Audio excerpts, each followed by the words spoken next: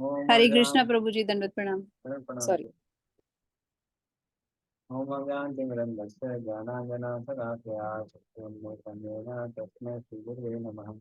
श्रीचैतन्यमनोभीष्टं स्थापितं येन भूतले स्वामित्वदामह्यं निराकृतपदान्तिकं वन्देऽहं श्रीगुरोः श्रीमतापद्मं श्रीगुरुं वैष्णवांश्च श्रीरूपं सागरजातां शरणारघुनाथां तं तत्सजीवम् सागरं सागरं परिजनाशोकं कृष्णचैतन्यदेवं श्री राधा कृष्ण पादान शरणा ललिता श्री शाखांतांश नमामि सुभागाय कृष्ण कृष्ण विदेशं भक्तिवेदांत स्वामी देवाय नमस्ते सारस्वती देवे गौरवाणी प्रसारणे निवेश चंद्रभावी पासाद्यस्थाने मानसकल्पविवशावकाशं देवचा तत्परां पावनं देववैष्णवं नमो महावदन्याय कृष्ण चंद्राय कृष्ण विष्णु नाम नरवत्सलम् हरे कृष्ण करना सिंधु दिल में मेरे कटे बच्चे भगवान अंदर राधा नंदा के सत्यांतर वाराणसी से राय नंदा शरीर विश्वान से करना के नील करना आसान निकाय परमात्मा मतलब सकता है हम वरना साथ देना ऐसी कृष्ण क्या करना पड़ता है मतलब कि दोनों बड़ा लक्ष्य बस और मतलब हरे कृष्ण विष्णु कृष्ण हरे राम राम राम राम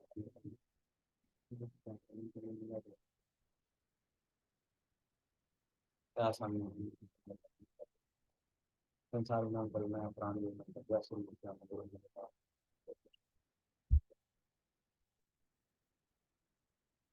हमको कौन सा वो करना था श्लोक? Hare Krishna, Prabhu. अरे बोल। So, Prabhu, today we have to start from chapter 7, second canto, chapter 7. वर्ष नंबर 1। हाँ, yes, Prabhu. आज पूरा उससे start ही करना है, Prabhu. Okay. Prabhuji, can you see the screen being displayed? Yes, yes, Mataji. The screen can be seen. Yes. Okay.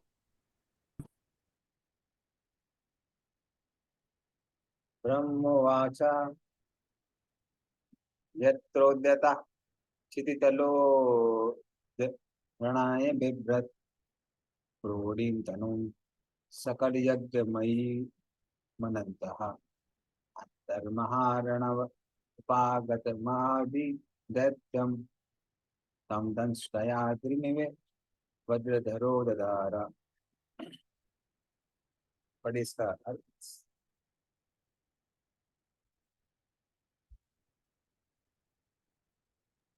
हरे कृष्ण। ब्रह्मा जी ने कहा, जब अनंत शक्तिशाली भगवान ने लीला रूप के रूप में ब्रह्मांड के गर्भोदक नामक महासागर में डूबी हुई पृथ्वी को ऊपर उठाने के लिए वराह का रूप धारण किया, तो सबसे पहला असुर हिरण्याक्ष वहां आया। भगवान ने उसे अपने अगले दांत से विदीर्ण कर दिया। हरे कृष्ण। धन्यवाद। तो जैसे हमने पिछले चैप्टर में देखा था कि नारद मुनि और ब्रह्मा जी के बीच में वार्तालाप चल रही थी। उसमें ब्रह्मा जी कहते हैं कि हम आपको अब लीला अवतारों के बारे में बताएंगे भगवान के। तो अभी लीला अवतारों का वर्णन आ गया। तो वराह देव से स्टार्ट होके अन्य जो भगवान के अवतार हैं, जो विभूतियां हैं, जो उनके भक्त हैं, इन सबको समरी बताया गया है। तो ये जो श्लोक है वो वराह देव के बारे में है कि वराह देव ने क्या किया, तो गर्भदक सागर है उससे पृथ्वी को उठाया। किस रूप में उठाया? शुकर रूप में उठाया। केशव देवता शुकर रूपा जय जगदीश हरे। और फिर उन्होंने क्या किया, दंष्ट्राया, उनके जो दांत थे उससे हिरण्याक्ष नामक असुर को मारा। तो पहले उन्होंने अपने हाथों का प्रयोग किया और बाद में अपने दांतों से उनको मारा।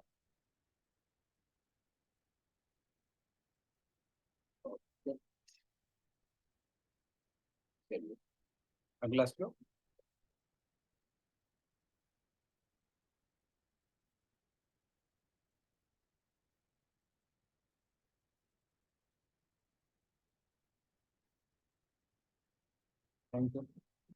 तो रुचिर जनयत श्रियमान सुयज्ञ आकुति सोनु रमर रानथ दक्षिणायाम लोकत्रयस्य महती महद यदार्थिं स्वयं भुवेन मनुना हरिरित्यनुक्तः।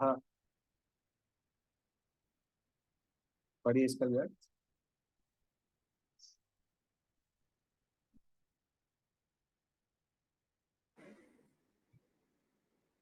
हरे कृष्ण। सर्वप्रथम प्रजापति की पत्नी आकुति के गर्भ से सुयज्ञ उत्पन्न हुआ। फिर सुयज्ञ ने अपनी पत्नी दक्षिणा से स्वयं इत्यादि देवताओं को उत्पन्न किया। सुयज्ञ ने इंद्रदेव के रूप में तीनों ग्रह मंडलों, ऊर्ध्व, निम्न तथा मध्य लोकों के महान क्लेश कम कर दिए थे। फलतः ब्रह्मांड के दुख दूर करने वाले मानव जाति के महान पिता स्वयंभू मनु ने उसे हरि नाम से पुकारा। हरे कृष्ण। धन्यवाद। तो शंभु मनु के 5 बच्चे थे, 3 लड़कियां और 2 लड़के। तो ये 3 पुत्रियां थी उनकी, आकुति, देवहूति, प्रसूति, और 2 जो पुत्र थे, प्रियव्रत और तानपाद। तो आकुति का विवाह हुआ था ऋषि रुचि से, और जब उन्होंने अपनी पुत्री को ऋषि रुचि को दिया, तब उन्होंने उनसे कहा कि इनसे जो भी संतान उत्पन्न होगी, खासकर लड़का लड़का और लड़की उत्पन्न होंगे, उसमें से जो लड़का होगा उसको वो मेरा पुत्र होगा, आपका पुत्र नहीं होगा। और रुचि जो ऋषि है वो उसके लिए तैयार हो गए, और फिर उसमें से लक्ष्मी नारायण दोनों उत्पन्न होते हैं। और जो नारायण है वो कौन है? वो भगवान सूर्य, और दक्षिणा भी आती है। तो इनको सूर्य को वो गोद ले लेते हैं, शंभु मनु। वो शंभु मनु घर में रहते हैं, और उसके बाद में उनका विवाह दक्षिणा के साथ होता है। और उन दोनों से बहुत सारे देवता आते हैं, इनको सूर्य मास कहा जाता है। और यही भगवान सूर्य पहले इंद्र बनते हैं, ये पहले इंद्र बनते हैं। और मनु जो उनके दत्तक पिता थे और दादाजी भी थे, वो इनका नाम रखते हैं हरि। और इन्हीं भगवान सुयज्ञ, इनकी स्तुति में स्वयंभू मनु ने जो प्रार्थनाएं की हैं, उनको हम ईशोपनिषद की प्रार्थना कहते हैं। तो क्या हुआ कि स्वयंभू मनु अपने कार्यकाल के बाद में वानप्रस्थ धारण करते हैं, और उस समय कुछ राक्षस लोग उनको खाने के लिए आ जाते हैं। और वानप्रस्थ होने के कारण उनको किसी अस्त्र शस्त्र का प्रयोग नहीं करना था।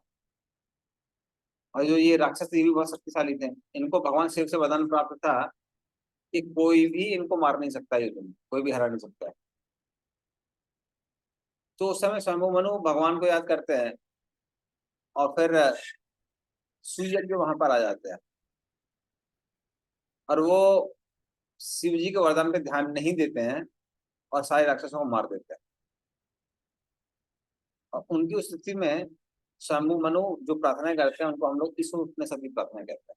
इस तरह से ईश्वर उपनिषद की प्रार्थनाएं आती हैं। और जैसे हम लोगों ने पहले भी डिस्कस किया हुआ है कि जब कोई भी देवता की पोस्ट प्राप्त करने के लिए उसका कोई व्यक्ति नहीं बचता है, कोई अधिकारी नहीं होता है, तो भगवान स्वयं उस पोस्ट को ऑक्युपाई करते हैं। तो जो 100 अश्वमेध यज्ञ करता है उसको सतकृत कहा जाता है, और उसको इंद्र की पदवी मिलती है। किंतु उस समय कोई इसके लायक नहीं था, तो भगवान स्वयं सूर्य के रूप में आते हैं और इंद्र की पदवी को धारण करता है।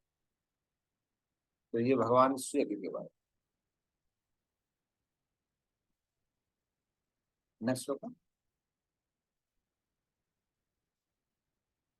यज्ञे चाकर्दम ग्रहे देवी हूत्याम श्री समम नवभिरात्मगतिम स्वमात्रे पूजयात्म समलम गुणसंग पंकम अस्मिन् विधूय कपिलस्य गतिम प्रपेदे।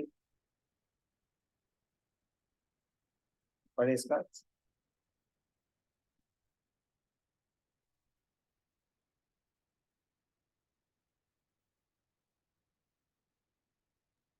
हरे कृष्णा। इसके पश्चात भगवान कपिल रूप में अवतरित हुए और प्रजापति ब्राह्मण कर्दम तथा उसकी पत्नी देवहूति के पुत्र के रूप में अन्य स्त्री बहनों के साथ जन्म लिया। उन्होंने अपनी माता को आत्म साक्षात्कार के विषय में शिक्षा दी, जिसे वे उसी जीवन काल में भौतिक गुण रूपी कीचड़ से विमल हो गई और उन्हें मुक्ति प्राप्त की, जो कपिल का मार्ग है। हरे कृष्णा। धन्यवाद। तो जो शंभु मुनि की दूसरी पुत्री थी उनका नाम था देवहूति। देवहूति का विवाह होता है कर्दम मुनि के साथ। कर्दम मुनि विवाह के पूर्व में ही भगवान विष्णु का दर्शन करते हैं और भगवान विष्णु उनसे इतना प्रसन्न हो जाते हैं उनकी आंखों में से अश्रु गिरता है, जिसको बिंदु सागर कहते हैं या बिंदु सरोवर कहते हैं, जो कि गुजरात में स्थित है। और फिर कर्दम मुनि देवहूति से 9 कन्याओं को उत्पन्न करते हैं, 9 पुत्रियों को, जिनका विवाह अलग अलग ऋषियों से होता है। और जो 10वां पुत्र था या 10वीं संतान थी, जो पुत्र होता है, उनका नाम था भगवान कपिल देव, जो कि भगवान की 27वें अवतार है। और उन्होंने सांख्य योग सिखाया, जो कि आस्तिक सांख्य योग है। तो 2 तरह के कपिल हैं, एक कपिल है नास्तिक कपिल, एक आस्तिक कपिल है। तो ये जो कपिल है, कपिल देवहूति पुत्र कपिल, ये आस्तिक सांख्य योग उन्होंने अपने फॉलोअर्स को सिखाया। तो गंगा सागर में वो अभी भी तपस्या कर रहे हैं। वहां से कोई तो रास्ता है सुतल लोक के लिए, वहां पर तपस्या कर रहे हैं। और उसको जो भी सुनता है वो हर तरह के कलम से, काम, क्रोध, लोभ, इन सबसे मुक्त हो जाता है और बाद में कपिल देव को प्राप्त करता है या भगवत धाम जाता है। ओके, नेक्स्ट श्लोक।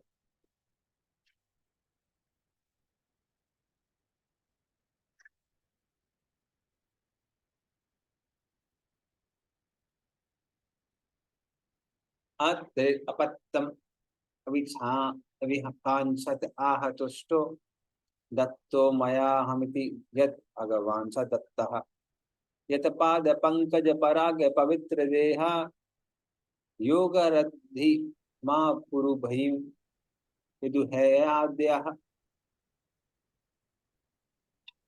पढ़िए इसमें इसका अर्थ। हरे कृष्णा। अत्रि महर्षि ने भगवान से संतान के लिए प्रार्थना की और उन्होंने प्रसन्न होकर स्वयं ही अत्रि के पुत्र दत्तात्रेय दत्त अत्रि का पुत्र के रूप में अवतरित होने का वचन दिया और भगवान के चरण कमलों की कृपा से अनेक यदु हय इत्यादि अत्यंत पवित्र हुए और उन्होंने भौतिक तथा आध्यात्मिक आध्यात्मिक दोनों ही वर प्राप्त किए। हरे कृष्ण। धन्यवाद। तो इस तरह से एक और ऋषि हुए अत्रि ऋषि। अत्रि और अनसुईया का जो आश्रम है वो चित्रकूट में है, बहुत फेमस है। मैं भक्ति में आने के पहले कई बार जा चुका हूँ। तो उनके 3 पुत्र हुए, जो कि ब्रह्मा, विष्णु और शिव के अंश हैं। तो ब्रह्मा के अंश हुए चंद्र, विष्णु के अंश हुए दत्तात्रेय और शिव के अंश हुए दुर्वासा मुनि। तो तीनों ही उनके पुत्र थे। उसमें से खासकर दत्तात्रेय बहुत फेमस है, क्योंकि उन्होंने यदु को शिक्षाएं दी है, जो कि हम 11वें स्कंद में पढ़ेंगे। और हई है मतलब कार्तिक अर्जुन, उसको भी वरदान दिया था, जिसके कारण कार्तिवीर अर्जुन बहुत शक्तिशाली हो गया था। लेकिन गलती हो गई कि जमदग्नि को ही उन्होंने मार दिया उसको। और फिर परशुराम ने इसका वध किया कार्तिवीर अर्जुन का, और उसके जो भी 10,000 पुत्र थे उन सबका वध किया। तो यह है भगवान दत्तात्रेय। उन्होंने प्रहलाद महाराज को भी शिक्षा दी है और यदु को भी शिक्षा दी। हाँ, नेहा बताइए वो भी।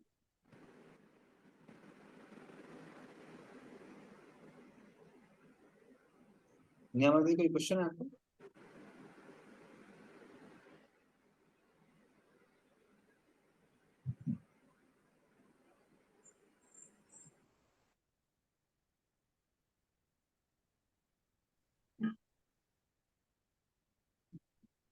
हरे कृष्णा। हाँ, पता नहीं आप अनम्यूट और म्यूट हो रही है बार बार।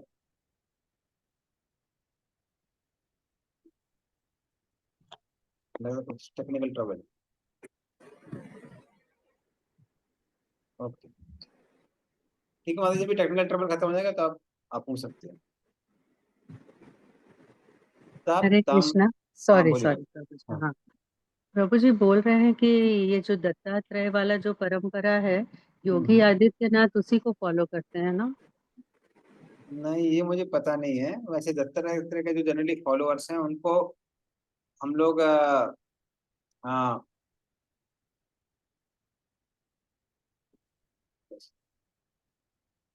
उनको हम लोग जनरली वैदिक नहीं मानते हैं।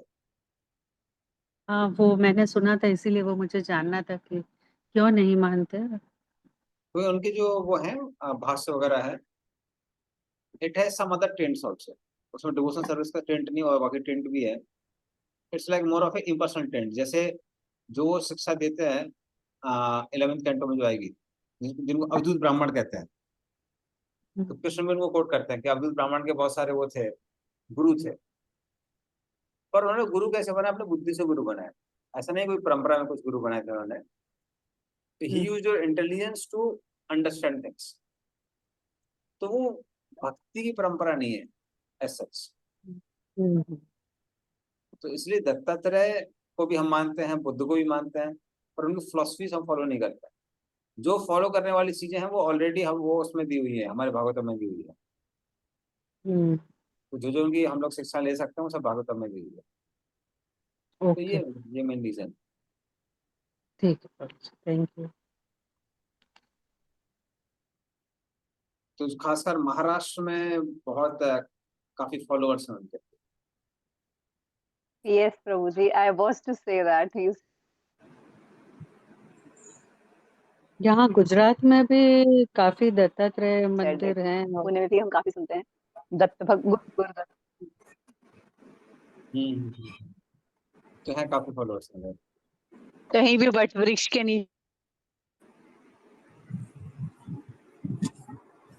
ओके, पता नहीं पीछे आपको छोटा सा मंदिर दिख जाएगा, वहां पे दत्तात्रेय की मूर्ति दिख जाएगी और लोग पूजा वूजा करते हैं हमेशा रोज। अच्छा अच्छा अच्छा। मैंने सुना था मैंने, वही कंफर्म हो गया। हरे हरे। तप तम तपो विविध लोक शिक्षया में आदो सनाद स्वतपसा सचतु सनो भूत प्राकल्प संप्लव विनष्टम इहात्म तत्वम सम यद जगात मनियो यदि चक्षुतात्मन।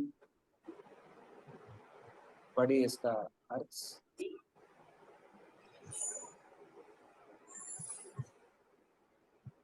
हरे कृष्ण।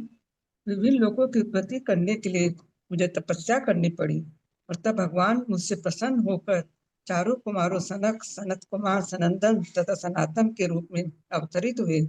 पिछली सृष्टि में आध्यात्मिक सत्य आत्मज्ञान का विनाश हो चुका था, किंतु इन चारों कुमारों ने इतने स्पष्ट ढंग से उसकी व्याख्या की, मुनियों को तुरंत सत्य का साक्षात्कार हो गया। हरे कृष्ण। तो वो बोलते हैं ये कुमारों को वर्णन आता है और इनको भी सत्तावतार कहा जाता है। तो 4 सन है, सनक, सनंद, सनंदन, सनातन और सनत कुमार। सन का मतलब होता है जो फैला हुआ है। तो जो ज्ञान, योग, तपस्या, इन सब का विस्तार करते हैं इस जगत में, उनको 4 सन कहा जाता है। ये चारों जो भाई हैं, इनका वर्णन हम आगे भी देखेंगे। तो वो पृथ्वी महाराज को उपदेश देते हैं, वहां उनका वर्णन आता है। फिर ब्रह्मा की सृष्टि में वो कैसे उत्पन्न होते हैं उसका भी वर्णन आता है। तो ये सब के सब सत्ता विषादार कहते हैं, क्योंकि इनको विविध शक्तियां प्राप्त हुई हैं ज्ञान, तपस्या इत्यादि का विस्तार करते हैं। ठीक, नेक्स्ट श्लोक है।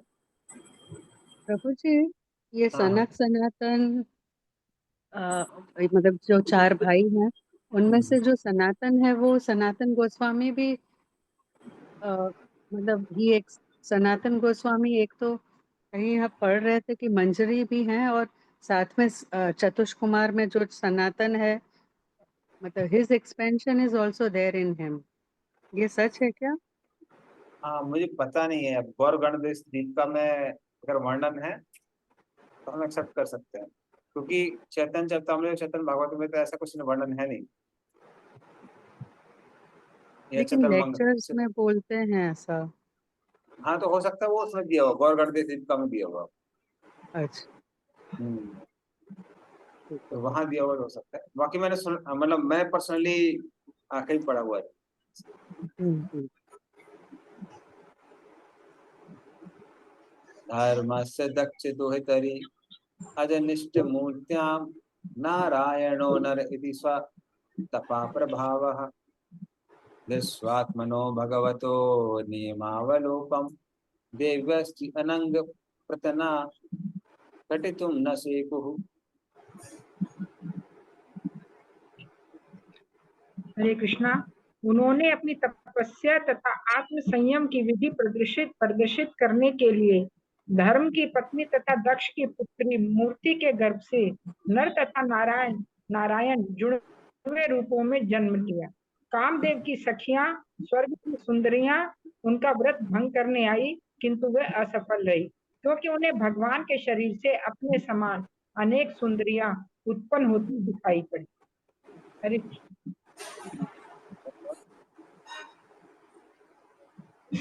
पुण्यमूर्ति माता जी, आपका नेटवर्क अलाउ कर रहा है क्या sharing? Yes, Prabhu ji. Okay, because we were hearing your voice is breaking उस समय, तो हमको लग रहा है शायद नहीं हो रहा है।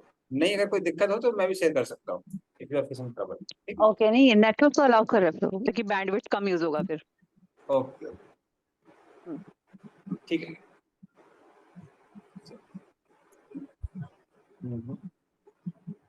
तो इस श्लोक में नर नारायण ऋषि के बारे में बताया हुआ है कि भगवान धर्म और मूर्ति इनके पुत्र के रूप में आते हैं, और ये जो भगवान के रूप हैं ये तपस्या के लिए बने हुए हैं। ये कहाँ पे रहते हैं? ये बद्रिकाश्रम में रहते हैं। तो एक बार जब इंद्र बहुत घबरा गया था, जैसा हमेशा होता रहता है, और उसने क्या किया कि उसने उनकी तपस्या भंग करने के लिए बहुत सारी अप्सराएं भेजी। तो नर नारायण ऋषि की वो तपस्या भंग नहीं कर पाई। उल्टा क्या हुआ, नर नारायण ऋषि के शरीर से ऐसी ऐसी अप्सरा निकलने लगी कि कामदेव ही उनसे मोहित हो गए। हाँ, और जब कामदेव मोहित हो गए तो कामदेव को समझ में आ गया कि ये साधारण व्यक्ति नहीं है, साथ ही भगवान ही है। और कामदेव बहुत भयभीत हो जाते हैं कि ऐसा ना हो कि अभी हमको कुछ दंड मिल जाए। तो फिर भगवान कहते हैं कि इंद्र से बोलो चिंता मत करें, बल्कि इनमें से कोई एक अप्सरा वो चाहे तो वो ले सकते हैं।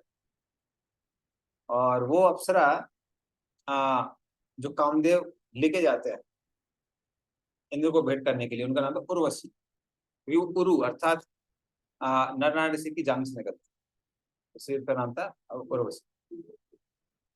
और इंद्र उनको प्राप्त करके बहुत प्रसन्न हो जाता है।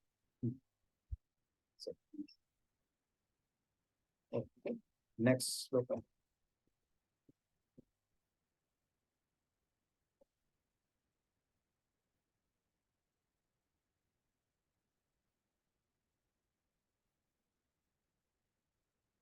कामं दहन्ति कितनो ननु रोषदृष्ट्या रोषं दहन्तम् उत ते न दहन्ति असह्यम् सोऽयं तदन्तरमलं प्रविशन् भवेति कामा कथं नु पुनरस्य मनाश्रयेत।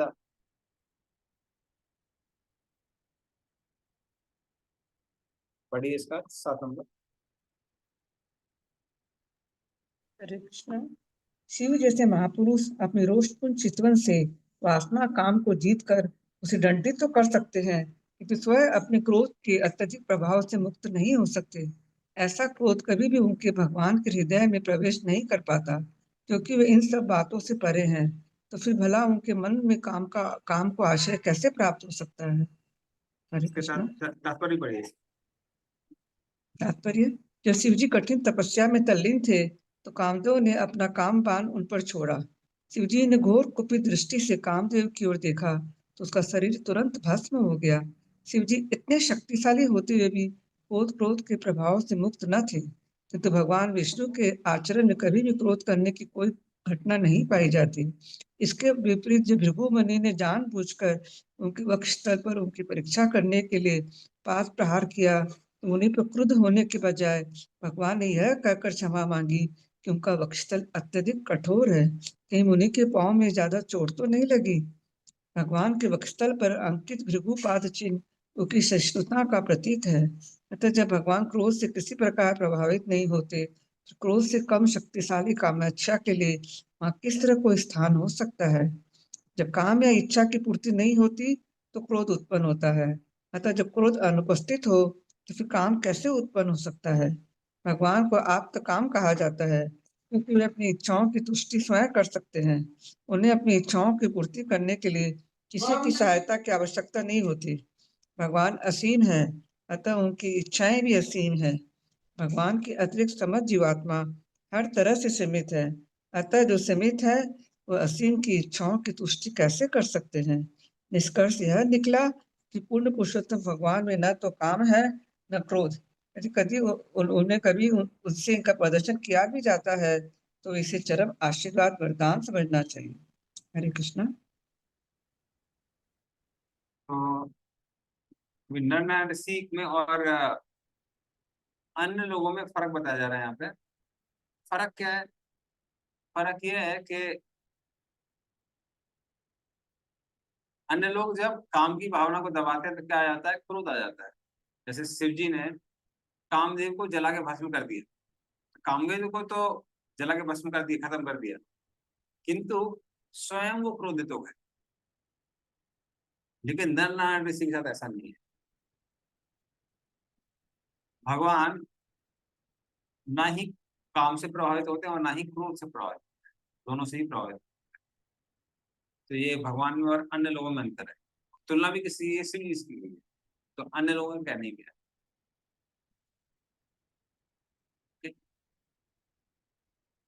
अगला श्लोक। वेदास वेदासपत्नी उदितपत्रिभिर अंतिराज्ञो बालोऽपि सन्पगतस्तपसेवनानि तस्मा अदाद्रवगतिं गृह्णते प्रसन्नो दिव्यास्तुवन्ति मुनयो यदि परधस्तात्।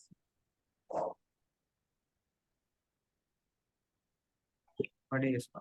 हरे हरे कृष्णा। राजा की उपस्थिति में सौतेली माता के कटु वचनों से अपमानित होकर राजकुमार ध्रुव बालक होते हुए भी वन में कठिन तपस्या करने लगे और भगवान ने उनकी प्रार्थना से प्रसन्न होकर उन्हें ध्रुव लोक प्रदान किया, जिसकी पूजा ऊपर तथा नीचे के लोकों के सभी मुनि करते हैं। हरे कृष्ण। तो ये भगवान भक्त के भक्तों का वर्णन है कि कैसे ध्रुव महाराज अपनी सौतेली माता के शब्दों से बहुत आहत हो जाते हैं, भगवान की तपस्या करते हैं वन में बहुत, और उनसे प्रसन्न होकर भगवान उनको ध्रुव लोक देते हैं, जो कि आध्यात्मिक ग्रह है, कोई भौत ग्रह नहीं है। और उस ग्रह की पूजा बड़े बड़े संत लोग करते हैं।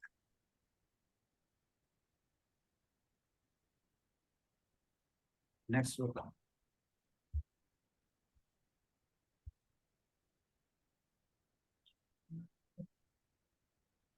यद्वीनम उत्पत्तगतम द्विजवाक्य वज्र निष्पृष्ट पौरुष भगम निर्ये पतंतम तत्रत्वार्थितो जगति पुत्र पदम च लेभे दुग्धा वसूनि वसुधा सकलानि येन।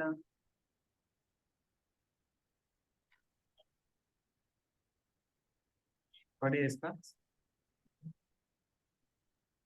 हरे कृष्णा। महाराज बैल कुमार्गामी हो गए थे, अतः ब्राह्मणों ने ब्रज शाप से उसे दंडित किया। इस प्रकार राजा बैल अपने सत्कर्मों तथा ऐश्वर्य के सहित भस्म हो गया और नरक के पथ पर जाने लगा। किंतु भगवान ने अपने हेतु की कृपा से उसके पितृ के रूप में अवतरित होकर शापित राजा बैन को नरक से उबारा और पृथ्वी का दोहन करके उसे सभी प्रकार की उपजें प्राप्त की। हरे कृष्णा। तो अगला जो अवतार है भगवान का वो है पृथ्वी महाराज का अवतार। और पृथ्वी महाराज के बारे में वर्णन आता है यहाँ पे कि वो वेण, दुष्ट वेण जो राजा था उनके पुत्र के रूप में आते हैं। और फिर उनके शरीर से जब मंथन होता है तो उसमें से पृथ्वी महाराज और अर्ची दोनों उत्पन्न होते हैं जो कि लक्ष्मी नारायण है। तो वो वेण जो नरक चला गया था किस कारण, ब्राह्मणों की अवहेलना करने के कारण उसको श्राप प्राप्त हुआ, इसकी वजह से वो नरक चला गया था। तो पृथ्वी महाराज उसका उद्धार करते हैं, इसलिए उनको पुत्र कहा जाता है। जो जो पू नामक नरक से अपने पिता का उद्धार करे उसको पुत्र कहा जाता है। ओम नाम नरकादि अस्मात् पितरम त्रयाति सुतः। तो जो पुत्र होता है वो पुत्र नामक नरक से पिता का उद्धार करता है इसलिए। और फिर वो बाद में क्या करते हैं, पृथ्वी का दोहन करते हैं। और दोहन करके अलग अलग औषधियों को, अन्न को और अन्य चीजों को उत्पन्न करते हैं। और वामन पुराण के अनुसार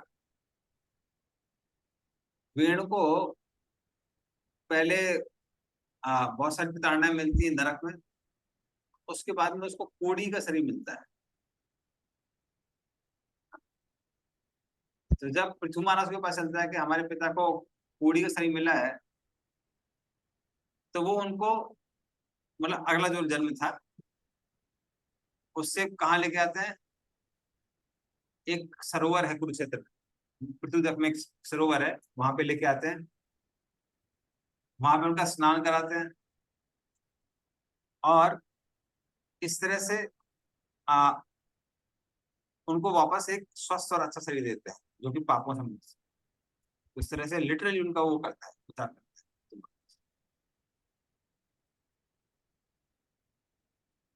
है। ओके, नेक्स्ट श्लोक।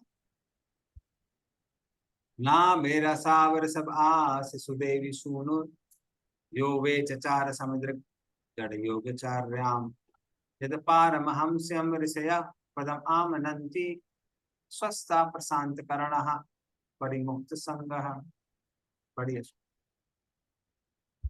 हरे कृष्णा। राजा नाभि की पत्नी सुदेवी के पुत्र के रूप में भगवान प्रकट हुए और ऋषभ देव कहलाए। अपने मन को समदर्शी बनाने के लिए उन्होंने जड़ योग साधना की। इस अवस्था को मुक्ति का सर्वोच्च सिद्ध पद भी माना जाता है, जिसमें मनुष्य अपने आत्मा में स्थित रहकर पूर्ण रूप से संतुष्ट रहता है। हरे कृष्ण।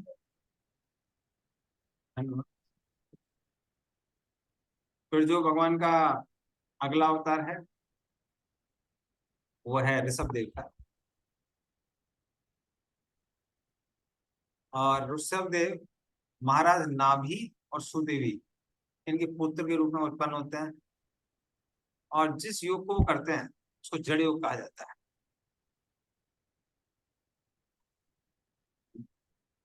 और जैनियों में उनको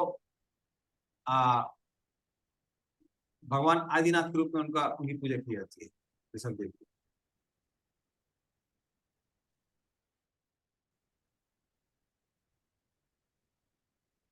तो वो क्या करते हैं, हर चीज का परित्याग करके निरंतर कृष्ण पे चिंतन करते रहते हैं और उस तरह से अपने शरीर का परित्याग। तो ये ऋषभ देव के बारे में आता है। अगला श्लोक।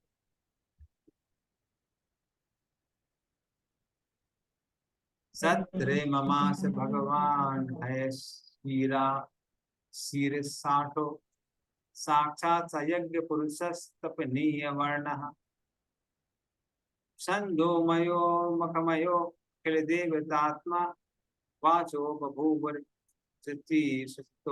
नष्टः। बड़े इसका हरे कृष्णा, मेरे ब्रह्मा द्वारा संपन्न किए गए यज्ञ में भगवान हैग्री अवतार के रूप में प्रकट हुए। वे साक्षात यज्ञ है और उनके शरीर का रंग सुनहला है। वे साक्षात वेद भी है और समस्त देवताओं के परमात्मा है। जब उन्होंने श्वास ली तो उनके नथनों से समस्त मधुर वैदिक स्त्रोतों की ध्वनियां प्रकट हुई। हरे कृष्णा। तात्पर्य पढ़े। तात्पर्य वैदिक स्त्रोत प्राय उन सकाम कर्मियों के लिए है, यज्ञ करते हैं और फल प्राप्ति के अभिलाषा से देवताओं को भी प्रसन्न करना चाहते हैं। किंतु भगवान साक्षात यज्ञ तथा वैदिक स्त्रोत है तथा जो भगवान का प्रत्यक्ष भक्त होता है उससे यज्ञ संपन्न करने तथा देवताओं को प्रसन्न करने के कार्य स्वतः संपन्न हो जाते हैं। भगवान के भक्त भले ही कोई यज्ञ संपन्न न करे या वैदिक आदेशों के अनुसार किसी देवताओं को प्रसन्न न करे, किंतु फिर भी वे सकाम कर्मियों अथवा विभिन्न देवियों के उपासकों से उच्चतर पद पर होते रहते हैं। हरे कृष्णा। तो हयग्रीव के भगवान हयग्रीव का यहाँ पे वर्णन आता है कि उनका रंग सुनहरा है और जब ब्रह्मा जी वो करते हैं, यज्ञ करते हैं, तब भगवान हयग्रीव उत्पन्न होते हैं आहुतियों को ग्रहण करने के लिए। भगवान हयग्रीव जब सांस छोड़ते हैं तो उनके नथनों से, नस्तहा जिसको लिखा हुआ है, उससे वेदों के शब्द उत्पन्न होते हैं और उसी से फिर कर्मकांड, ज्ञान कांड इत्यादि सारी चीजें उसी से उत्पन्न होती हैं। तो इस तरह से सारा वैदिक ज्ञान भगवान हयग्रीव को मिलता है।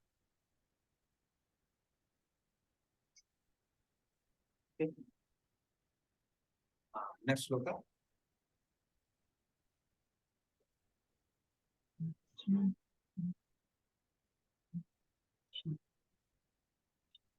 मत्स्यो युगान्त समये मनुनोपलब्धः शोणिमयो निखिल जीव निकाय केतः विश्रंसितान् उरुभये सलिले मुखान् में आदाय तत्र विजहार वेद मार्गान।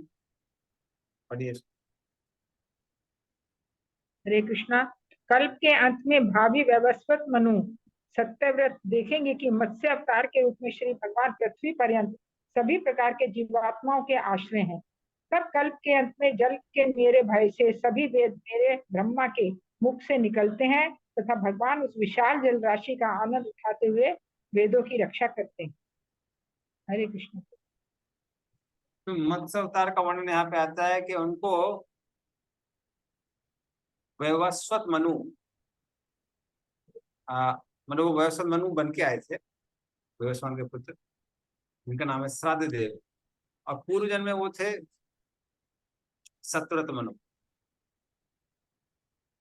तो यह सतत मुनि सतत मुनि थे और वो पूरी लीला होती है जहाँ पे वो जल में जल से अंजलि करने जा रहे थे और वहां पर कौन आ जाती है, वहां पर एक मछली आ जाती है, वो रक्षा करने के लिए बोलती है और वो जिस पात्र में उसको रखते हैं वो बड़ी होती जाती है, बड़ी होती जाती है, फिर पूरे सागर में विस्तार कर लेती है। तब उनको समझ में आता है कि को भगवान स्वयं है और फिर भगवान कहते हैं मेरा नाम है मत्स्य अवतार। और ये मत्स्य अवतार क्या करते हैं, ये मत्स्य अवतार एक असुर था जो ब्रह्मा जी से वेदों ज्ञान को लेके रसातल में जाके छिप जाता है। तो वो क्या करते हैं, उसका वध करते हैं, उससे वापस वैदिक ज्ञान को लेते हैं, उसको ब्रह्मा जी को देते हैं। साथ में प्रलय काल में जो जो जीव राशियां थी उनकी रक्षा कौन करता है, उनकी रक्षा करते हैं ये सतव्रत मुनि। बड़ी सी नाव बनाते हैं जिसको कई बार क्रिश्चियंस नोवास आर्क बोलते हैं। क्रिश्चियन लोग भी उस पाषाण को जानते हैं पर पूर्ण रूप से नहीं जानते।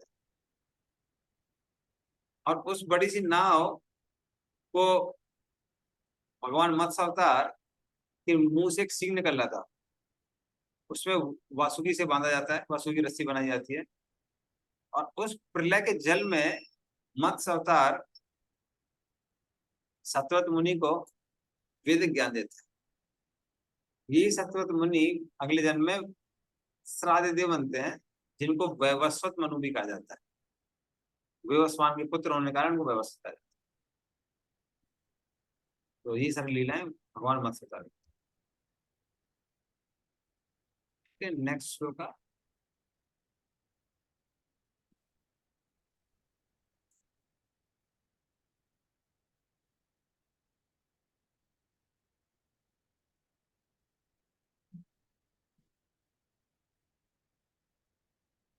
धीरो ददाव अमर दानम यथा युचपानम उन्मत्तनताम अमृत लब्ध आदि देवः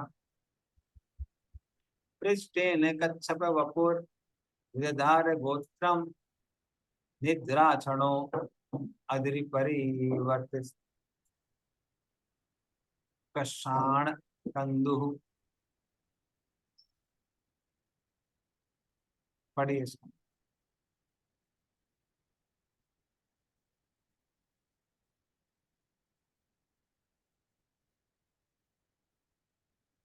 आज पढ़िए इसको। हरे कृष्णा।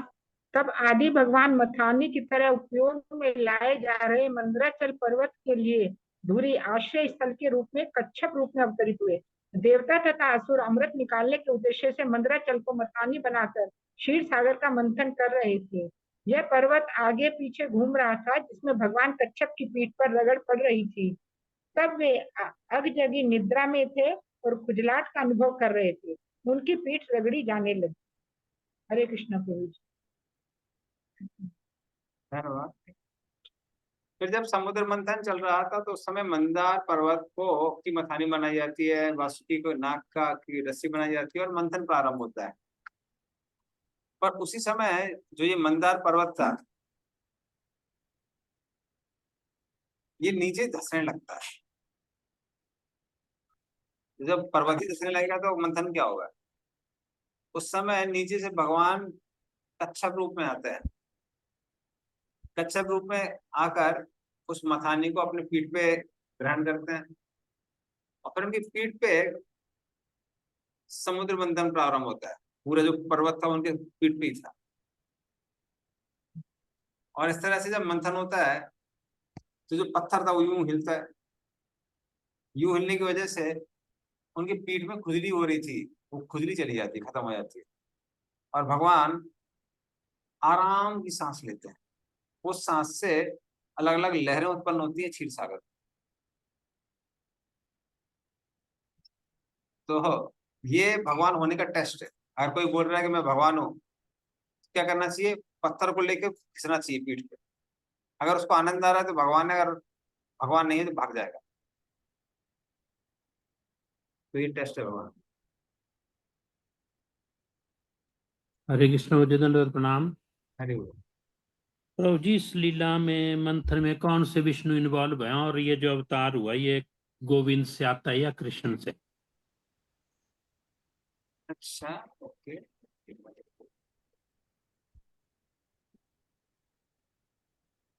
तो ये जो मंदार पर्वत की बात कर रहा है जी एक पूर्व अवतार, तो देखिए नित्य है। आप किससे आते हैं वो तो हमको पूरे एक्सपेंशन पता है। जी कृष्ण से बलराम आते हैं, बलराम से परशुराम चतुर्युगी आते हैं, फिर उसके बाद उससे नारायण आते हैं और नारायण से सारे सारे जो विष्णु रूप हैं आध्यात्मिक जगत में वो आते हैं और उसमें से कूर्म अवतार भी है। ठीक है। लेकिन जब वो संसार में आते हैं इसलिए उनको अवतार कहते हैं, जो अवतरित होते हैं नीचे आते हैं। और समुद्र मंथन में भगवान विष्णु के बहुत सारे अवतार इन्वॉल्व थे। अजीत स्वयं है जो कि पहले मंदार पर्वत को लेके वहां पर आते हैं, क्योंकि जी मंदार पर्वत के नीचे सारे सारे देवता घायल हो गए थे, दानव घायल हो गए थे। जी और फिर जब मंदार पर्वत गिरने लगा, टॉपलिंग होने लगी, मतलब ऐसे गिरने लगा, तब भगवान 10 हाथों से आके उसको रोकते हैं। और जब मंथन ठीक से नहीं हो पा रहा था तो वो देवताओं की साइड से सहायता भी करते हैं मंथन करने। जी फिर कूर्म अवतार नीचे से आते हैं, उसको पीठ में धारण करते हैं जब मंदार पर्वत घसने लगता है। एंड में जब वो निकलता है, अमृत निकलता है, तो उसका कलश लेके आते हैं धन्वंतरी, भगवान विष्णु का वहां उतारता है। और जब दानव लोग उसको छीन के लेके जाते हैं तो फिर भगवान मोहिनी रूप में भी आते हैं। जी मोहिनी रूप में आते हैं, उनको ठगते हैं और देवताओं को अमृत पिलाते हैं। और अमृत पीने के बाद में फिर से युद्ध होने लगता है, देवों से जी संग्राम होने लगता है। उसमें भगवान विष्णु स्वयं आते हैं गरुड़ पे आके और देवताओं का फिर वध करते हैं। इस तरह से बहुत बार भगवान का अवतार होता है, समझ लीजिए। ठीक।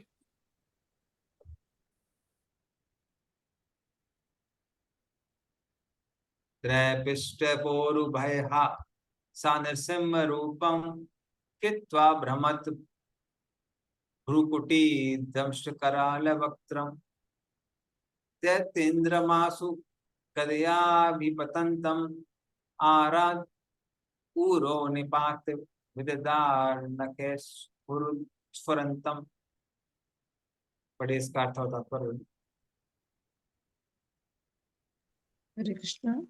श्री भगवान ने देवताओं के अदम भय को मिटाने के लिए नृसिंह देव का अवतार ग्रहण किया। उन्होंने असुरों के उस राजा हिरण्यकशिपु को अपनी जांघों पर रखकर अपने नाखूनों से विदीर्ण कर डाला, जो हाथ में गदा लेकर भगवान को ललकार रहा था। उस समय उनकी भौहें क्रोध क्रोध से फड़क रही थी और उनके दांत तथा उनका मुख भयावने लग रहे थे। तात्पर्य, हिरण्यकशिपु तथा उनके पुत्र महान भगवत भक्त प्रहलाद महाराज का जीवन चरित्र श्रीमद् भागवत के 7वें कंद में वर्णित है। भौतिक उपलब्धियों के कारण हिरण्यकशिपु अत्यंत बलशाली बन गया था और हाथी को भगवान के साथ अपने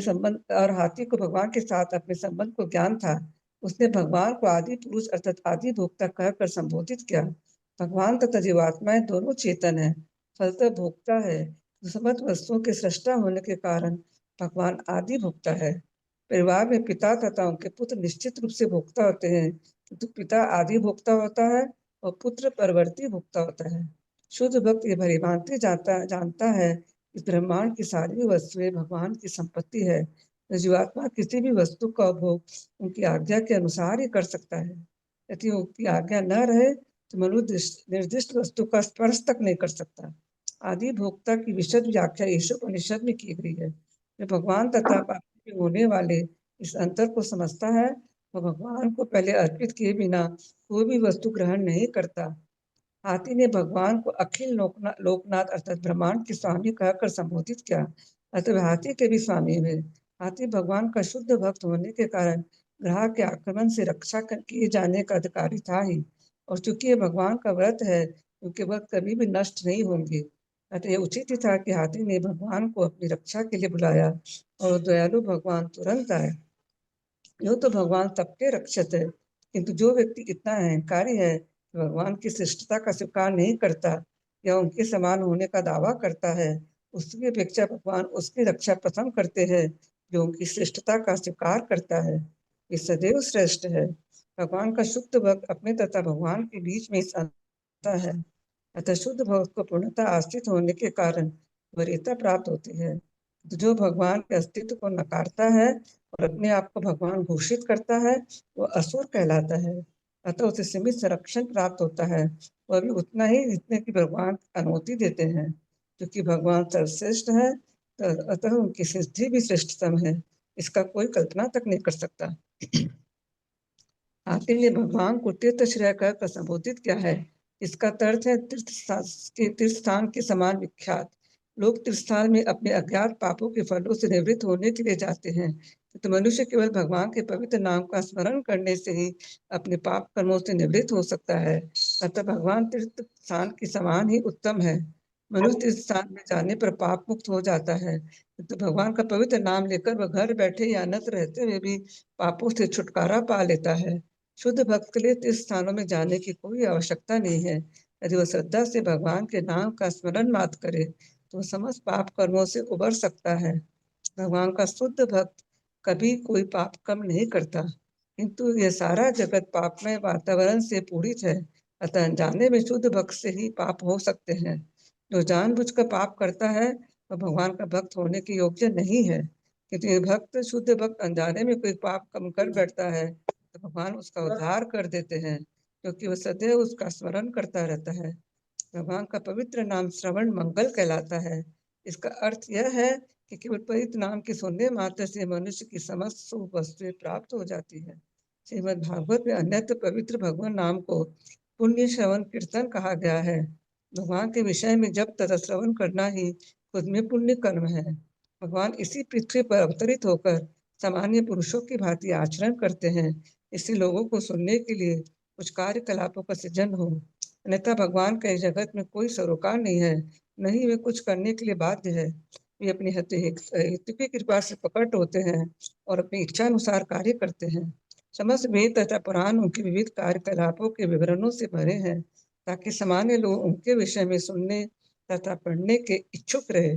जो भी सामान्य रूप से आधुनिक कहानियां तथा उपन्यास लोगों को अधिकांश मूल्यवान समय ले लेते हैं, ऐसा शायद कभी कोई भलाई नहीं कर सकता। उल्टे वह नवयुवकों के मन को आंदोलित करने वाला होता है, जिसमें रजो तथा तमो गुणों की वृद्धि होती है, जिससे भव बंधन प्रगाढ़ होता जाता है। सुनने तथा पढ़ने की प्रवृत्ति का सदुपयोग भगवान के कार्यकलापों को सुनने और पढ़ने में किया जा सकता है। इससे चतुर्दिक लाभ होगा। अतः निष्कर्ष यह निकलता है कि पवित्र भगवान नाम तथा उनके आख्यान श्रवणीय है। उसने यहाँ पर नाम ध्येय कहा गया है, जिसका अर्थ है कि जिनका पवित्र नाम जप कीर्तन करने योग्य है। हरे कृष्ण। तो फिर भगवान नरसिंहदेव के रूप में आते हैं, जो कि हिरण्यकशिपु नामक असुर का वध करते हैं।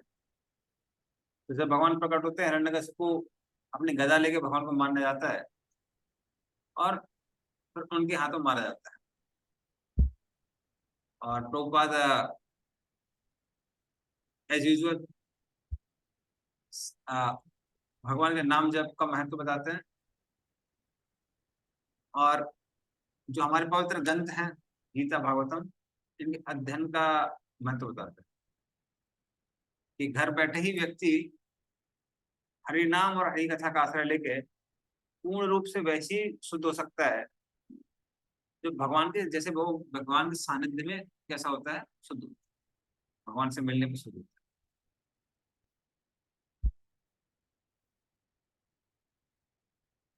है। श्रुत्वा हरिस्तम अर्चनम अप्रमेयस चक्रायुधा पतगरात् भुजादिरूढ़ः चक्रेण नक्रवदनं विनिपाटस्तस्मात् दस्ते प्रगह भगवान के प्रयोजहार। पढ़िए इसका।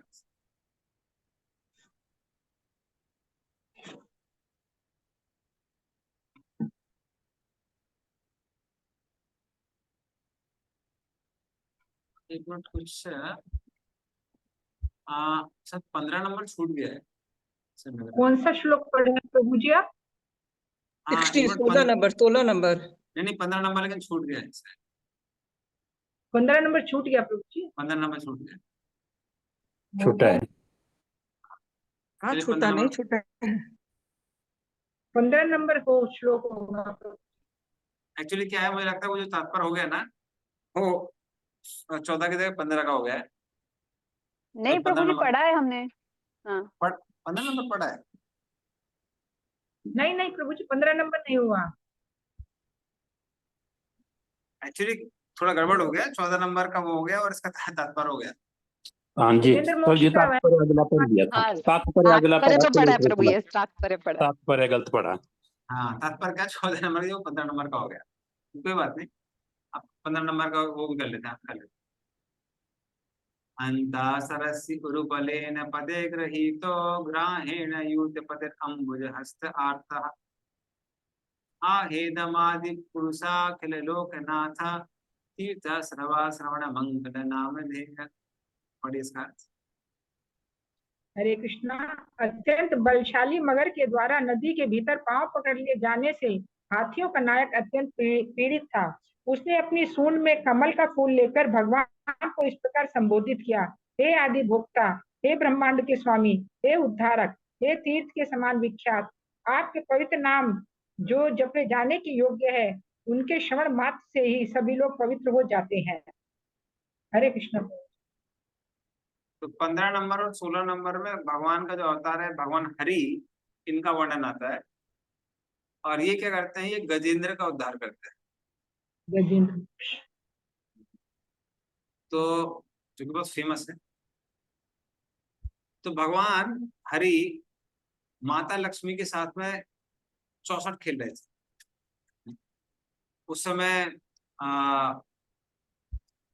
गजेंद्र उस मगर के उसमें था, चंगुल में था। वो भगवान को बुलाना चालू करता है, और जब भगवान को बुलाना चालू करता है तो भगवान भी बड़े उत्सुक हो जाते हैं उसको बचाने के लिए। वो देख के माता लक्ष्मी कहने लगती है कि जब तक 64 तक गेम पूरा नहीं होगा तब तक आप जा नहीं सकते। लेकिन भगवान इतने उत्सुक हो रहे थे कि माता लक्ष्मी को डर लगने लगता है। तो वो क्या करती है, वो अपनी साड़ी का जो पल्लू था वो भगवान की धोती से बांध देती है। कहते हैं अभी आप कहीं नहीं जा सकते। लेकिन एंड में जब बहुत जोर जोर से गजेंद्र उनको पकड़ने लगता है तो भगवान सीधे गरुड़ पे कूद जाते हैं और गरुड़ से कहते हैं जल्दी चलो जल्दी चलो। और माता लक्ष्मी भी खिंची हुई चली जाती है उनके साथ। और फिर वो गरुड़ से कहते हैं जल्दी चलो जल्दी चलो। इतनी जल्दी जाने के लिए बोल रहे थे गरुड़ जी भी थक जाते हैं। तो भगवान एक हाथ से पकड़ते हैं गरुड़ को, दूसरे हाथ से पकड़ते हैं माता लक्ष्मी को और नीचे जाते हैं। और फिर वहां पे जाके गजेंद्र को उद्धार। तो बड़ी सुंदर सुंदर प्रार्थनाओं से गजेंद्र भगवान की पूजा करते हैं। मादर प्रपन्न पशुपासन मोषणाय। तो इस तरह के बहुत सारे श्लोक हैं जिनसे हम स्तुति करते हैं। तो वो भगवान को बोलते हैं आदि पुरुष, कि आप सारे जीवों के आदि हैं, अखिल लोकनाथ, पूरे संसार के नाथ हैं, मास्टर है, नाथ हैं। तीर्थ श्रवा, आप ही पूरे संसार को शुद्ध करने वाले हैं। श्रवण मंगल, आपका नाम का श्रवण कीर्तन करने से हर व्यक्ति को उद्धार हो जाता है। इस तरह से वो अलग अलग श्लोकों से भगवान की स्तुति करते हैं। अब करेंगे हम 16 नंबर। श्रुत्वा हरिस्तम अरणाचिनम अप्रमेयस चक्रायुधा पतगराज भुजादिरूढ़ चक्रेण नक्रवदनम विनिपाट्य तस्मात् हस्ते प्रग्रह भगवान कृपयोजहारः। पढ़िए इसका अर्थ।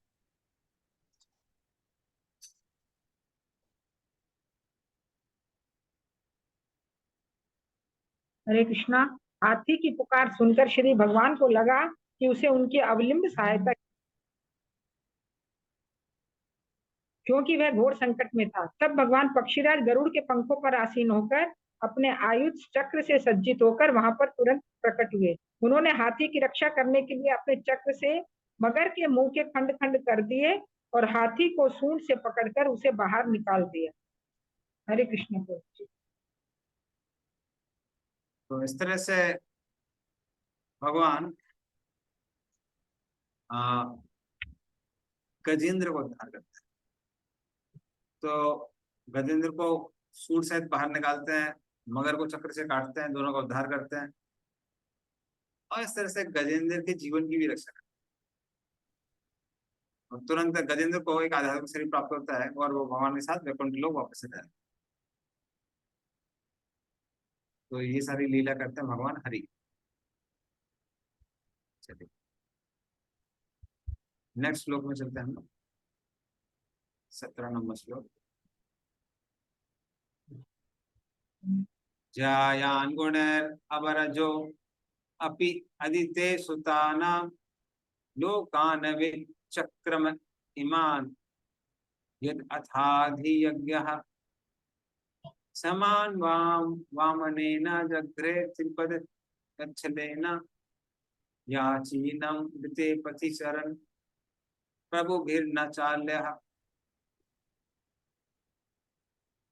पढ़िए इसका। हरे कृष्णा। भगवान समस्त भौतिक गुणों से परे होते हुए भी अदिति के पुत्रों आदित्यों के गुणों से कहीं बढ़कर थे। वे अदिति के सबसे छोटे पुत्र के रूप में प्रकट हुए और क्योंकि उन्होंने ब्रह्मांड के समस्त ग्रहों को उत्पार किया, अतः वे पूर्ण पुरुषोत्तम भगवान हैं। उन्होंने 3 पग भूमि मांगने के बहाने से उन्होंने बलि महाराज की सारी भूमि दे दी। उन्होंने याचना इसलिए की क्योंकि बिना याचना के सन्मार्ग पर चलने वाले से कोई उसकी अधिकृत संपत्ति नहीं ले सकता। हरे कृष्ण। धन्यवाद। हालांकि भगवान यज्ञों के स्वामी है, फिर भी वो वामन रूप में जाके क्या करते हैं, भिक्षा मांगते हैं, बलि महाराज से भिक्षा मांगते हैं। 3 पग भूमि मांगते हैं, एक पग में पूरा जमीन नाप लेते हैं, दूसरे पग में आकाश नाप लेते हैं, और तीसरा पग वो रखते हैं बलि महाराज के सर पे, और बलि महाराज भी अपना जीवन को अर्पित कर देते हैं। इस तरह से वो जो सारा राज्य था वो भगवान दे देते हैं इंद्र को, और बलि महाराज को इंद्र से भी सुंदर सूतल लोक देते हैं, और मात्र सूतल लोक नहीं देते हैं, वो उनके गार्ड भी बन जाते हैं बलि महाराज। तो इस तरह ये सारी लीलाएं करते हैं भगवान वामन।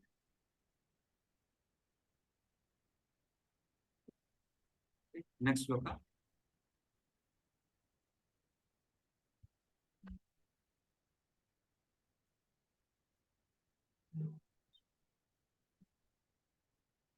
नार्थो बलिर्अयं कुरु प्रमपाद शौचम् आपासिकाधितवतो विविधाधिपत्यम् यो वै प्रतिश्रुतमृते न चिकीर्षदन्यत् आत्मानमंग मनसा हरे अभिमेने।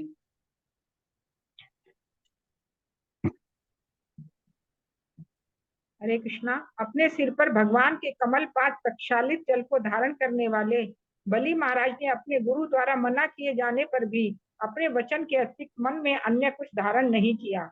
राजा ने भगवान के तीसरे पग को पूरा करने के लिए अपना शरीर भी समर्पित कर दिया। ऐसे महापुरुष के लिए अपने बाहुबल से जीते गए स्वर्ग के साम्राज्य का भी कोई महत्व नहीं था। हरे कृष्ण।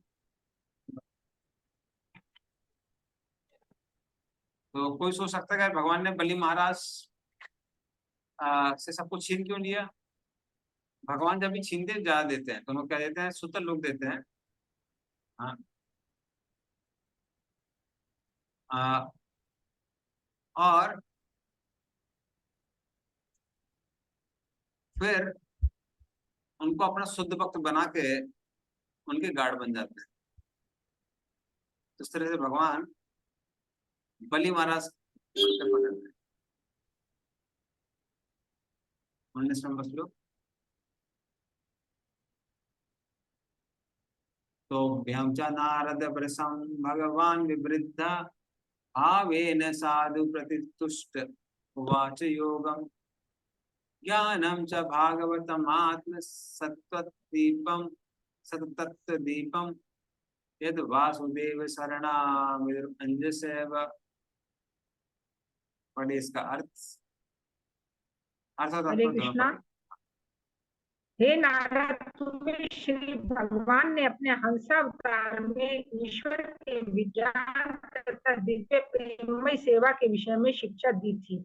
वे तुम्हारी अगाध भक्ति से अत्यधिक प्रसन्न हुए थे। उन्होंने तुम्हें भक्ति का पूरा विज्ञान भी अत्यंत सुबोध ढंग से समझाया था, जिसे केवल भगवान वसुदेव के प्रति पूर्ण समर्पित व्यक्ति ही समझ सकते हैं। तात्पर्य: भक्त तथा भक्ति में सेवा 2 परस्पर पद हैं। जब तक कोई भगवान का भक्त नहीं होना चाहता, तब तक वह भक्ति में सेवा के गूढ़ रहस्य को नहीं जान सकता। भगवान श्री कृष्ण ने अर्जुन को भगवत गीता अर्थात भक्ति का विज्ञान समझाना चाहा, क्योंकि वह उनका न केवल मित्र वरन महान भक्त भी था। बात यह है कि सभी जीवात्मा वैधानिक रूप से परम व्यक्तित्व पूर्ण पुरुषोत्तम भगवान के अंश होने के कारण कर्म करने के लिए अपेक्षा कुछ सीमा तक स्वतंत्र भी हैं। अतः भगवान की भक्ति में प्रवेश पाने के लिए प्राथमिक आवश्यकता यह है कि मनुष्य अपनी खुद की इच्छा से सहयोग दे और पहले से दिव्य भक्ति में सेवा में लगे लोगों के साथ स्वेच्छा से सहयोग करे। ऐसे व्यक्तियों को सहयोग प्रदान करने से प्रत्याशित क्रमशः भक्ति की प्रविधियां सीख सकेगा और धीरे धीरे ज्ञान प्राप्त करके भौतिक संगति के कलमश से मुक्त हो सकेगा। ऐसी शुद्धि प्रक्रिया से प्रत्याशित भक्त में श्रद्धा उत्पन्न होगी और वह उसे भक्ति की दिव्य आस्वाद स्थिति तक ऊपर ले जाएगी। इससे उसमें भगवत भक्ति के प्रति शुद्ध अनुराग उत्पन्न होगा और उसकी श्रद्धा उसे दिव्य प्रेम की अवस्था के निकट तक पहुंचाने से पहले आह्लाद के बिंदु तक ले जाएगी। भक्ति में सेवा संबंधी ऐसे ज्ञान के दो उपविभाग किए जा सकते हैं, भक्ति के स्वभाव से संबंधित प्रारंभिक ज्ञान तथा इसके अनुपालन का गौण ज्ञान। भागवत में श्री भगवान का, उनकी सुंदरता का, उनके यश, ऐश्वर्य, प्रतिष्ठा, आकर्षण तथा प्रेम तथा स्नेह के बदले मनुष्य को अपनी ओर आकर्षित करने वाले दिव्य गुणों का वर्णन हुआ है। जीवात्मा में भगवान की प्रेमा भक्ति करने का सहज आकर्षण होता है। भौतिक संगति के प्रभाव से यह आकर्षण कृत्रिम रूप से आच्छादित हो जाता है और श्रीमद् भागवत इस कृत्रिम आवरण को सही तौर पर हटाने में सहायक होता है। अतः इस श्लोक में विशेष उल्लेख किया जाता है कि श्रीमद् भागवत दिव्य ज्ञान के दीप के तुल्य है। भक्ति में दिव्य ज्ञान के ये दो उपविभाग उन व्यक्तियों को प्रकट करते होते हैं जो वासुदेव की शरण में जा चुके जीव हैं। जैसा कि भगवत गीता में कहा गया है, वासुदेव के चरण कमलों में पूर्ण रूप से समर्पित महापुरुष अत्यंत दुर्लभ है। हरे कृष्ण। तो जैसे प्रभुपाद ने तात्पर्य में बताया कि दो तरह के ज्ञान है। एक ज्ञान है भक्ति का ज्ञान, जिसमें भगवान का ज्ञान, रूप, गुण, रूप, लीला इत्यादि का वर्णन आता है, तो भागवतम में ये ज्ञान दिया है। और दूसरा जो ज्ञान है वो ज्ञान ब्रह्म ज्ञान कहलाता है या फिर आत्मज्ञान कहलाता है। तो वो ज्ञान क्या है? शरीर और आत्मा में क्या भेद है उसका ज्ञान है। लेकिन जो लोग भक्ति करते हैं उनको ये जो ज्ञान है कि शरीर और आत्मा में क्या भेद है, ये ऑटोमेटिकली पता जाता है अंजसा। तो ऑटोमेटिकली भक्तों को पता चल जाता है, उनको अलग से कुछ करने की आवश्यकता नहीं है, ऐसे अलग से कुछ सेपरेट एफर्ट डालने की आवश्यकता नहीं है। तो ब्रह्मा जी कहते हैं कि ये जो ज्ञान है ये भगवान हंस ने आपको दिया, मतलब नारद मुनि को दिया। तो उन्होंने जो ज्ञान दिया था वो निर्विशेष ज्ञान नहीं था, इम्पर्सनल ज्ञान नहीं था, किंतु वो आध्यात्मिक ज्ञान है, भक्ति का ज्ञान है। ये ज्ञान उस समय कुमारों को भी दिया गया था, चतुष कुमार थे उनको भी ये ज्ञान दिया गया। तो इसीलिए ये हंस अवतार का वर्णन यहाँ पे आता है। तो हंस अवतार ने काम किया, क्या किया? चतुष कुमार और नारद मुनि को दिव्य ज्ञान दिया।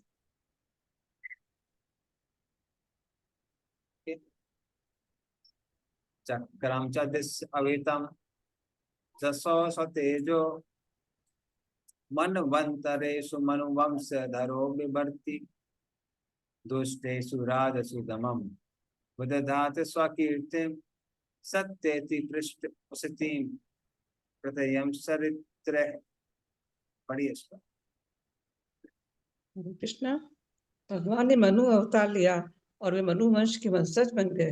उन्होंने अपने शक्तिशाली सुदर्शन चक्र से दुष्ट राजाओं का दमन करके उन पर शासन किया।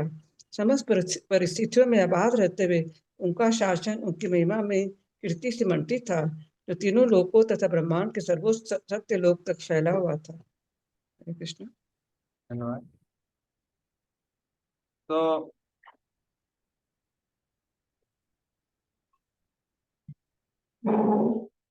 भगवान फिर किसके रूप में आते हैं? मनवंतर अवतार के रूप में आते हैं। और मनु का जो वो चल रहा है, वंश चल रहा है, उसकी सुदर्शन चक्र द्वारा रक्षा करते हैं। और जो दुष्ट राजा लोग हैं उनका दमन करते हैं। इस तरह से चंद्रवंश हैं, सूर्यवंश हैं, इन सारे वंशों की भगवान स्वयं रक्षा करते हैं। और हालांकि कलयुग में क्योंकि हम उनको डिजर्व नहीं करते हैं, इसलिए सूर्यवंश और चंद्रवंश के जो राजा हैं आज भी कलाप ग्राम में तपस्या कर रहे हैं। तो कई बार हम लोग बोलते हैं गवर्नमेंट पावरफुल होनी चाहिए, ये होना चाहिए, वो होना चाहिए। तो ये सब चीजें इसलिए हो रही है क्योंकि मनु का जो वंश है वो नहीं है,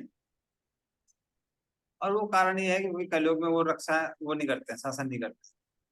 अगर वो शासन करने लगेंगे तो सारी प्रजा ही पूरी जेल में चली जाएगी, क्योंकि सब लोग इतना ज्यादा पाप करते हैं कलयुग में, तो वो लोग ये सब काम नहीं करते, रक्षा नहीं करते। और जैसे ही सत्युग स्टार्ट होगा ये लोग फिर से अपना कार्य करना चालू करेंगे, सूर्यवंश और चंद्रवंश के।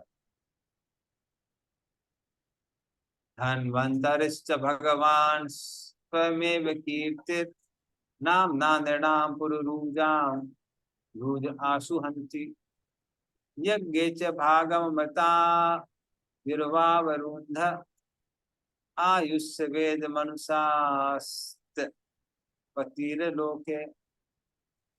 पढ़िए इसका अर्थ। हरे कृष्णा। अपने धन्वंतरी अवतार में भगवान अपने साक्षात यश के द्वारा निरंतर रुग्ण रहने वाले जीवात्माओं के रोगों का तुरंत उपचार कर देते हैं और उनके कारण ही सभी देवता दीर्घायु प्राप्त करते हैं। इस प्रकार भगवान सदा के लिए महिमा मंडित हो जाते हैं।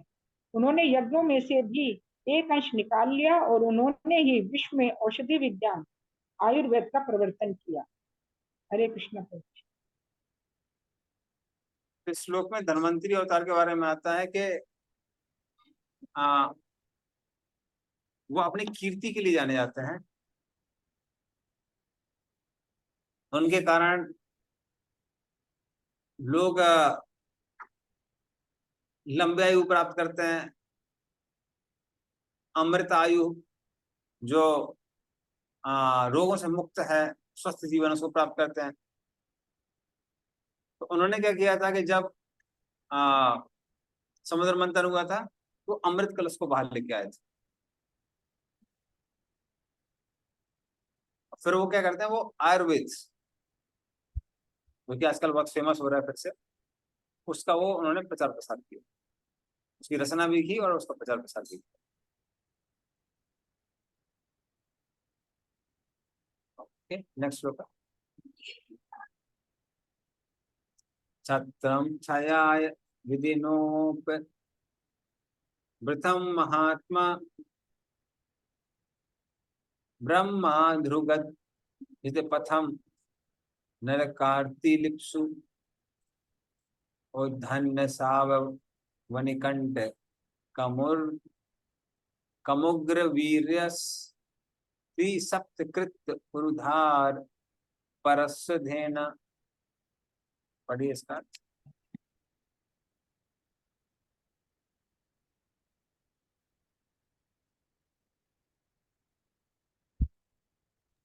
हरे कृष्णा। जब शासक वग्र जो क्षत्रिय के नाम से जाने जाते थे परम सत्य के पथ से भ्रष्ट हो गए और नरक भोगने के पात्र हो गए, तब भगवान ने परशुराम ऋषि का अवतार लेकर उन अवांछित राजाओं का उच्छेद किया जो पृथ्वी के लिए कंटक बने हुए थे। इस तरह उन्होंने अपने तीक्ष्ण फरसे के द्वारा क्षत्रियों का 21 बार उच्छेदन किया। हरे कृष्णा। धन्यवाद। तो वो क्षत्रिय जो ब्राह्मणों की आज्ञा का पालन नहीं कर रहे थे, ब्राह्मणों का अपमान कर रहे थे, उन सब क्षत्रियों से संसार को वो 21 बार मुक्त करते हैं। और उनके रक्त से उन्होंने बड़े बड़े कुंड बनाए कुरुक्षेत्र में, जिससे जो कि एक कारण है जिसकी वजह से कुरुक्षेत्र को धर्म क्षेत्र कहा जाता है। और शुरुआत वो करते हैं कार्तिवीर अर्जुन, सबसे पहले कार्तिवीर अर्जुन का वध करते हैं।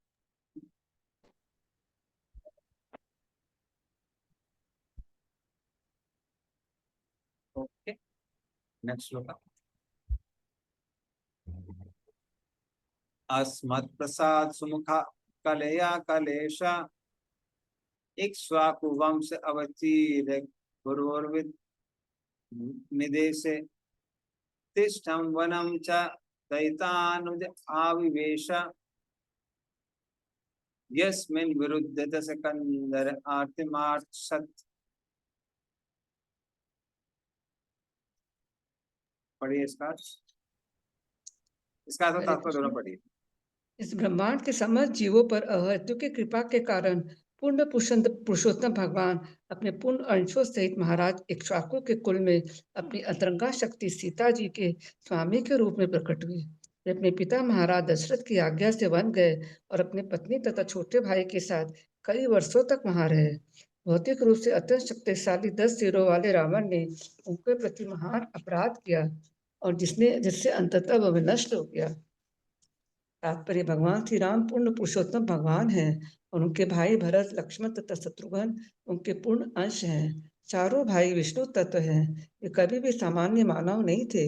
रामायण के अनेक अनैतिक और अज्ञानी टीकाकार भगवान रामचंद्र जी के छोटे भाइयों को सामान्य जीवात्माएं बताते हैं, किंतु ईश्वरीय विज्ञान भगवत तत्व के सर्वाधिक प्रामाणिक शास्त्र इस श्रीमद् भागवतम में स्पष्ट उल्लेख है। उनके भाई उनके पूर्ण विस्तार थे। मूल रूप में भगवान रामचंद्र वासुदेव के अवतार है, लक्ष्मण संकर्षण के, भरत प्रद्युम्न के तथा शत्रुघ्न अनिरुद्ध के अवतार है, जो भगवान के ही विस्तार है।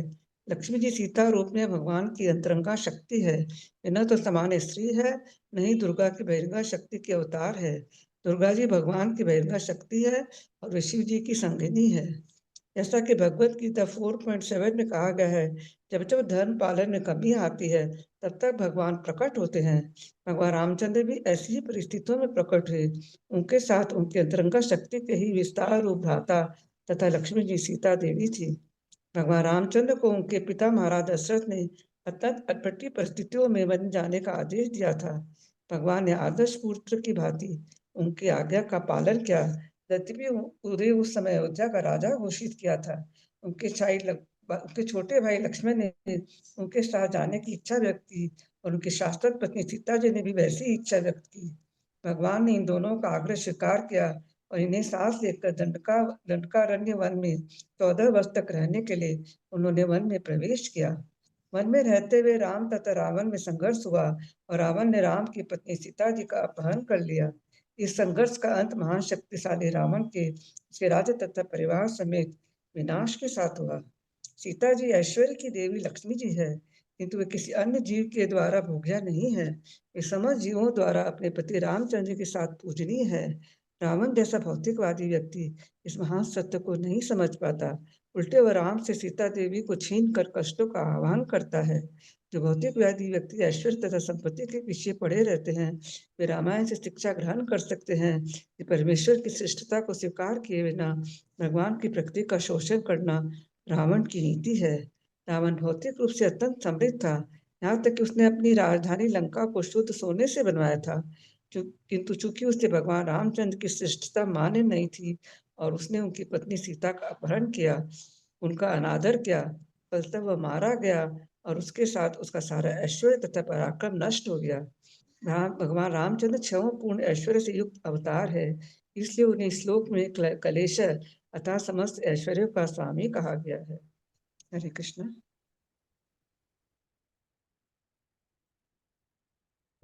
तरह से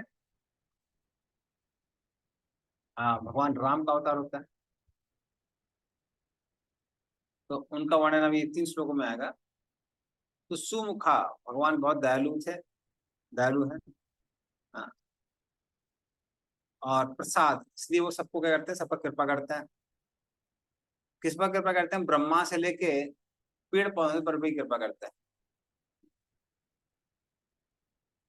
वो इक्ष्वाकु वंश में आए और किसके साथ आए? कलेया, अपने विस्तारों के साथ में आए, जो उनके भाई के रूप में आते हैं।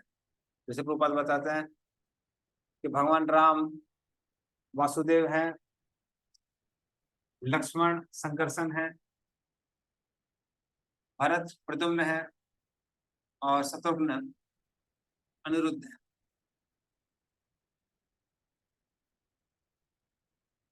तो इस तरह से भगवान राम अवतरित होते हैं और वो रावण का वध करते हैं। ठीक है, नेक्स्ट श्लोक। यस्मा अदात उदधिर ऊड भयांग वेपो मार्गम सपदि अरिपुरम हरवद्दिक्षो दूरे सुहिन मतदिरो से सोण दृष्टा तातप्यमान मकरो रगनक्र चक्रः। और इसका हरे कृष्णा। दुरस्त अपनी घनिष्ठ संगिनी सीता के वियोग से दुखी श्री रामचंद्र ने अपनी शत्रु रावण की नगरी पर हर शिव जो स्वर्ग राज्य को भस्म कर देना चाहते थे कि जैसे ज्वली लाल लाल नेत्रों से सृष्टि दृष्टि डाली। हाँ, समुद्र ने उन्हें भय से कांपते हुए मार दे दिया, क्योंकि इसके परिवार के सभी जलधर सदस्य तथा मगरमच्छ सब तथा घड़ियाल भगवान के रक्त नेत्रों की क्रोधाग्नि से जले जा रहे थे। हरे कृष्ण। तो जैसे भगवान शिव ने त्रिपुरासुर के तीनों पुरों का नाश किया था, उसी तरह से भगवान क्या करते हैं, भगवान राम समुद्र को बाल देते हैं। तो भगवान राम 3 दिन तक तपस्या कर रहे थे। तो एक जगह है, अभी आप साउथ इंडिया में जाएंगे, तो कई सालों पहले गया था, उसका नाम है तिरुपुल्लानी। तिरु तो भगवान, पुल अर्थात घास, आने वाले लेटे हुए। तो घास में 3 दिन तक भगवान लेटे रहे, वहां तपस्या करते रहे और समुद्र से प्रार्थना करते रहे कि आप मार्ग दीजिए। जब समुद्र मना कर देता है या फिर रिस्पॉन्स नहीं करता है, तब भगवान क्या करते हैं, ब्रह्मास्त्र को प्रयोग करते हैं और स्वर को पालना चालू कर देते हैं, सॉरी, समुद्र को पालना चालू कर देते हैं। और फिर समुद्र क्या करता है, वो भगवान को सजेस्ट करता है कि आप पुल बनाइए। और इस तरह से राम सेतु का कंस्ट्रक्शन चालू। वक्षस्थल स्पर्श रुग्ण महेंद्र वाह दंतेर विडम्बित भुज ऊढ़हासम सद्यो असुबीसः विनेशति दार हर्तुर विस्फूर्जितेर धनुष उच्चरतो अधिसैन्य। पढ़िए। हरे कृष्ण। जब रावण युद्ध कर रहा था तो उसकी छाती से टकराकर स्वर्ग के राजा इंद्र के हाथी की सूंड खंड खंड हो गई और ये खंड विखर कर चारों दिशाओं को चक्काचौंध करने लगा। अतः रावण को अपने शौर्य पर गर्व होने लगा और अपने को समस्त दिशाओं का विजेता समझकर सैनिकों के बीच इतराने लगा। किंतु भगवान श्री रामचंद्र द्वारा अपने धनुष पर टंकार करने पर उसकी वह प्रसन्नता की हंसी उसके प्राण वायु के साथ ही सहसा बंद हो गई। हरे कृष्ण। उस तरह से जब ऐरावत की सूंड रावण के सीने पे लगती है, टूट जाती है, सारे दिशा में बिखर जाती है। लेकिन दार हर्तु, वो रावण जब सीता जी का हरण कर लेता है तो भगवान उसके घमंड को चूर चूर करते हैं, उससे अपने धनुष के टंकार से उसके प्राण वायु को ही छीन लेते हैं। और इस तरह से वो रावण पर विजय प्राप्त करते हैं। तो ये भगवान राम के बारे में श्लोक था। और अगला श्लोक कृष्ण के बारे में है, जो हम लोग अगली क्लास में। तो संक्षेप में पूरे सारे लीला अवतारों के बारे में, कई लीला अवतारों के बारे में बताया गया। श्रीमद् भागवतम की जय, श्री गोपाल की जय। वैसा कृपा सिंधु वैसा पतितनां पावनेभ्यो वैष्णवेभ्यो की। Thank you, Prabhuji. Hare Krishna. धन्यवाद, प्रणाम। संडे को लोग एग्जाम है ना, संडे को? Yes, Mataji. Unit 4 का एग्जाम है संडे।